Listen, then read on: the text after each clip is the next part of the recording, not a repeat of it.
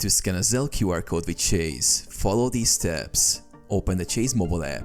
On your mobile device, open the Chase mobile app. If you haven't already, download it from your app store and log in with your Chase account credentials. Access the Zelle section. Once logged in, navigate to the Pay and Transfer section on the main dashboard. Select Zelle from the list of available options. This will open the Zelle feature within the app. Tap Send Money with Zelle. In the Zelle section, you will see a few options, including sending money.